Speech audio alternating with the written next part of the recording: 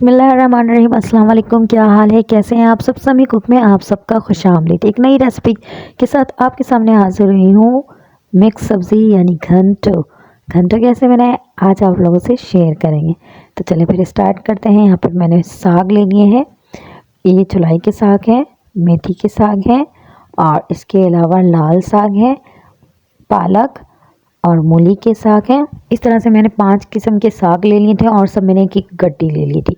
दूसरी तरफ जो है मैंने यहाँ पर बंद गोभी काट के रखी है सब्ज़ी में बारीक बारीक, और यहाँ पर मैंने मूली ले लिया है। और दूसरी तरफ शलजम है, आलू है, सेम है, मटर है। इसके अलावा मैंने और सब्ज़ियाँ इसमें शामिल की थी। ये है फूल गोभी, इसे भी मैंने कटिंग कर लिया था। और बैगन है, इसे कटिंग करके डालेंगे, ऐसे साबित नहीं डालेंगे। ये मैंने आपको दिखाने के लिए यहाँ पे रख दिया है। बैगन को कटिंग करके पानी में शामिल कर लेंगे।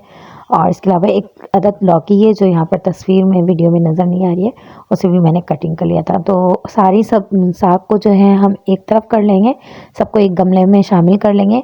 आपको दिखाने के लिए मैंने अलग अलग रखा था। ये सारे 5 किस्म के साग को मैंने एक तरफ कर लिया है और बाकी सारी सब्जियों को एक तरफ कर लेंगे। चले अब हमारा सेकंड स्टेप स्टार्ट होता है। इसमें मैंने ऑयल शामिल कर लिया है, सिर्फ आधा कप इसमें ऑयल जाएगा। और सबसे पहले जब ऑयल गर्म हो जाए तो इसमें हम शामिल कर लेंगे मेथी के दाने, तकरीबन 10 से 20 मेथी के दाने, और इसे जलाने तक पकाना है। बिल्कुल जल जाए तो प्याज शामिल करना है। प्याज स्लाइस कटिंग करके इसमें डाल दिया था और इसे भी रेड कर लिया। और 5 से 6 प्याज को जो है मैंने ग्राइंड कर लिया था, फिर इसे भी इसमें शामिल कर लिया है। और इसे हम 1 से 2 बार चलाएंगे बस। इसमें फिर मसाले शामिल कर लेंगे। यहाँ पे मैंने पीसी मिर्च ले लिया 1.5 खाने की चम्मच, हल्दी ले ली है आधे खाने की चम्मच, ज़ीरा गोल मिर्च ले लिया है 1 खाने की चम्मच। और इस चम्मच से चला लेंगे, मिक्स कर लेंगे। और फिर फ़ौरन ही हमने इसमें नमक शामिल कर लेना है। और नमक की मिकदार जो है हस्बे ज़ायका यूज़ करिएगा। सब्जियों को देख करके बहुत ज़्यादा नहीं डाल दीजिएगा, क्योंकि सब्ज़ी जो है गल करके कम हो जाती है, फिर नमक ज़्यादा हो जाएगा। तो मैंने इसको कवर करके रख दिया था और इसमें मसाले बना के बिल्कुल तैयार कर लिया। देखिए जब ये मसाला बिल्कुल ऑयल छोड़ने लग जाए तो इसमें हमने झींगा इसमें शामिल कर लिया। अच्छा, बहुत सारे लोग ये शामिल करते हैं, नहीं खाते हैं बहुत सारे लोग, और बहुत सारे लोग ये झींगा खाते हैं।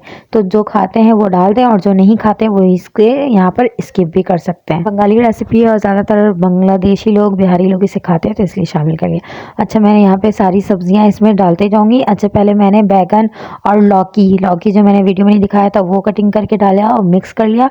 और बाकी तमाम सब्जियाँ जो मैंने आप लोगों को दिखाई थी वो सारी इसमें एक साथ शामिल कर लेंगे।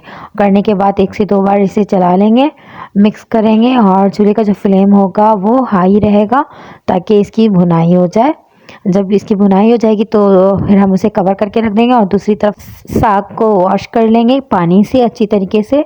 इसे धोने का तरीका ये है कि हम पानी में इसे डुबो करके रख देते हैं और जब फुल हो जाए तो ऊपर से हाथ से उठा करके इसे टोकरी में डालते जाते हैं और इसके पानी को अलहदा कर लेंगे। और इस तरह से मैंने सारे साग को जो है शामिल कर लिया इसमें, और चलाना नहीं है, बिल्कुल फुल हो गया है। इसे कवर करके 2 मिनट के लिए रख देना है। देखिए 2 मिनट के बाद क्या होता है कि साग जो है खुद ही पानी छोड़ देता है। इसमें पानी शामिल करने की ज़रूरत नहीं है।